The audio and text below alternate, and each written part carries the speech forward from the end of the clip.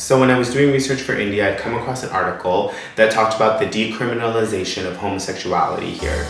Being queer or being a part of the LGBT community, especially in a country like India, is very unsafe. I can't be myself in public. When I walk out of the door, every day I feel like, oh wow, there are going to be people who are going to say shit to me. One time in a railway station, I was harassed physically. Section 377 of the Indian Penal Code, which was brought under British rule of India in 1861, deemed all acts of sex that are against the laws of nature illegal. Section 377 of the Indian Penal Code, which is now in the dustbin, should not have been there in the first place. It should have left us as soon as the Britishers left us. They should have taken it with them. It's not an Indian product. On September 6th, 2018, the Indian Supreme Court deemed it unconstitutional to apply Section 377 to homosexual sex. I'm 44 and I've been seeing 377 wreck lives for a long time. Money has been extorted from people on the basis of this law. I came out to my family after they changed the law, and I know a lot of people who have come out after that. I feel like being a woman myself and being so out and proud about my sexuality, my gender expression, my identity, it's giving some hope to some women out there who are struggling to find a voice. Now we're on a year of it being not a crime, so I decided to use dating apps like Grindr and Tinder, and sometimes even social media apps like Instagram to meet with queer Indians. For most queer people, the internet is the only safe space in the absence of physical spaces. Facebook was a place to connect. Yahoo groups. Dating apps like Planet Romeo, for example, and Blue. And of course, Grindr. In Kashmir, for instance, we're entering the 33rd day of a complete communications blackout, where queer and trans people are without the internet, without landlines, and without cell phones, which means that they have zero safe spaces to find solidarity. My first exposure to what it means to be with another woman was through the internet. So internet was literally my gateway to queerness. It was a really unique experience to tap into the queer community through digital apps and through social media and find out what some of their issues with equality in India are, but also what their hopes are. Unfortunately, they don't have any dedicated spaces, but thankfully they do have queer-friendly spaces, restaurants and cafes that won't bother them or won't discriminate against them, and that they feel like they can meet other queer Indians. I would really appreciate if there's some, not LGBT friendly, but a perfect LGBT club or a bar. One of the most named safe spaces that I came across in my research was Kitty Sue at the Lalit's Hotel, a 5-star hotel group here with locations in Mumbai and Delhi and Bangalore. Kitty Sue is housed in the Lalit, and it's really the epicenter of the drag community. I was lucky enough to get in touch with one of the organizers of Kitty Sue after being sent an invitation via Grindr, and not only that, I was able to talk to some of the drag performers, and we had a really big guest, someone that you might recognize if you are a fan of RuPaul's Drag Race.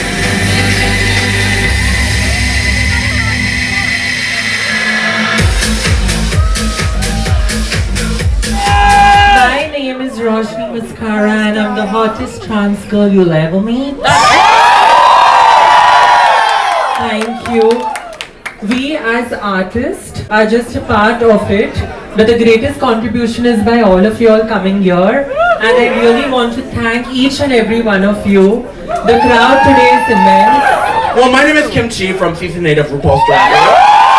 I know next week is your 1-year anniversary of decriminalization of homosexuality. Supporting your local drag is the easiest and the smallest form of activism that you can do, right?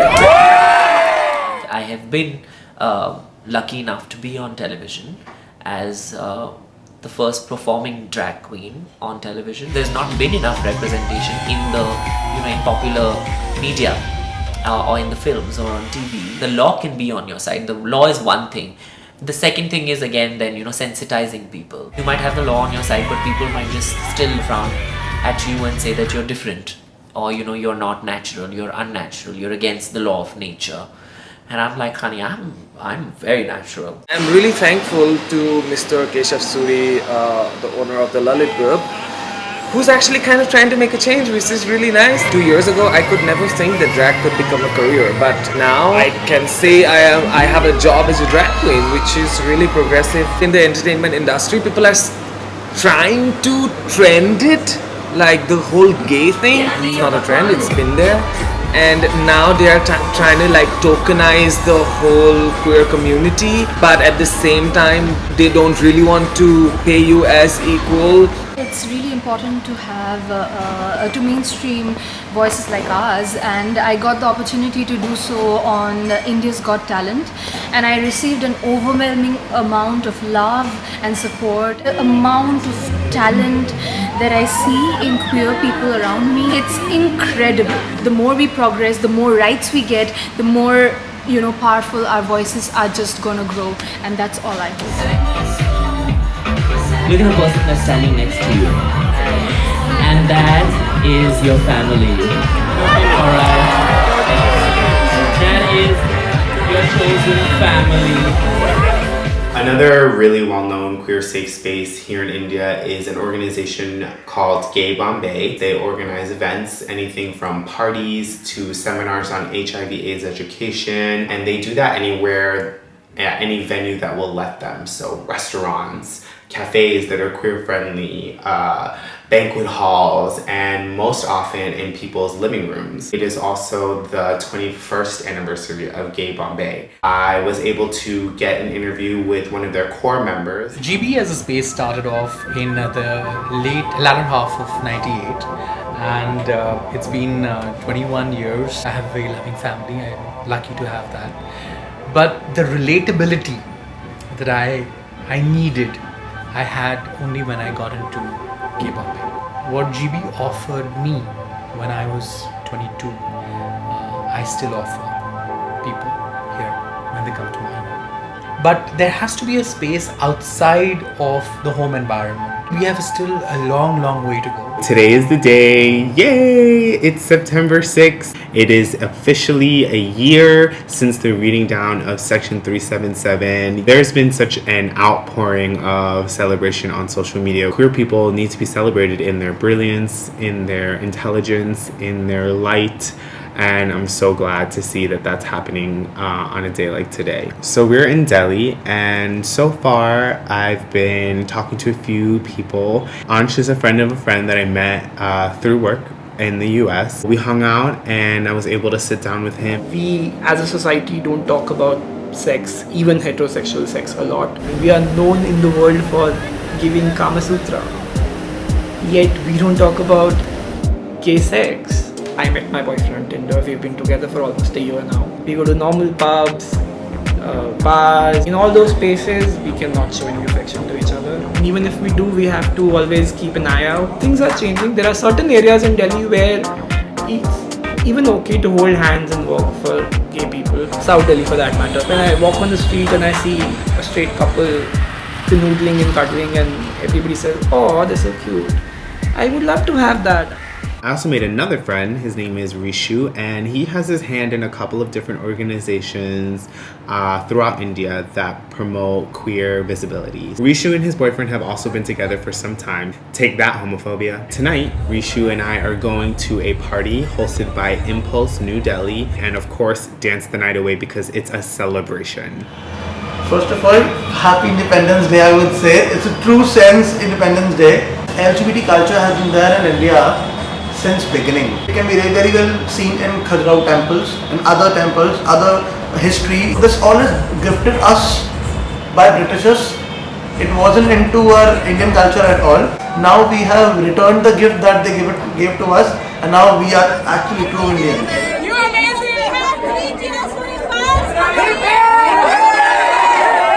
A lot has changed working with such NGOs and collectors. Earlier we used to get n number of calls, like someone has done this to me, someone has done that to me. After scrapping of 377, the number of calls had turned down. This is one of the very positive image.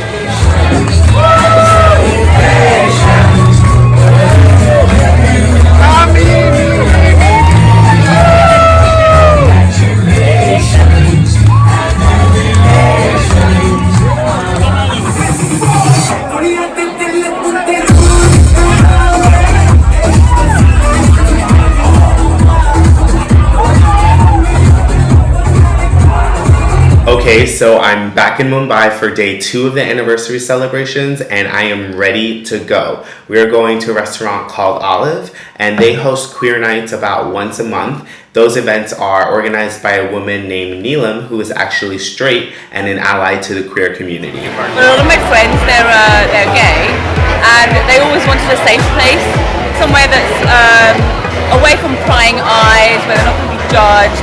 And I thought, hey, well I work for Olive, this is the best place. When they walk in, they don't feel that they have to pretend to not be gay. Last year, on the day that the repeal happened, everybody just turned up. In that year, my LGBT nights have become a lot more busier, a lot more people aware, they're not afraid to come out.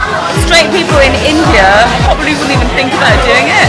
Because they're like, well that's for that community, let them get on with it. Fuck the rules, fuck society, be yourself.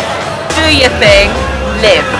That's what it's all about. It's my last day in India and I really wanted to take a moment to reflect on the past 2 weeks that I've had here. Whenever I come here at Lalit, the best part, what I feel nice is seeing the rainbow flag outside with the Indian flag. It feels nice. So many brilliant, brave, eloquent, funny, caring, creative voices. But my mom is like, he's doing drags. So she gave me a suitcase full of saris and jewelries. I really get the sense that the queer community here is ready to reclaim India.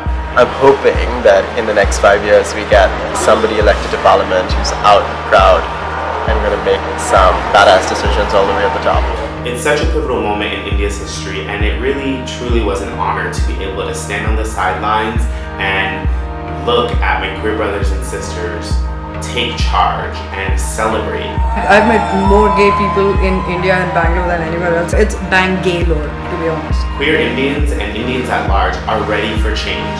And the second India opens a gay club, I am coming back and hitting the dance floor with all of my new friends.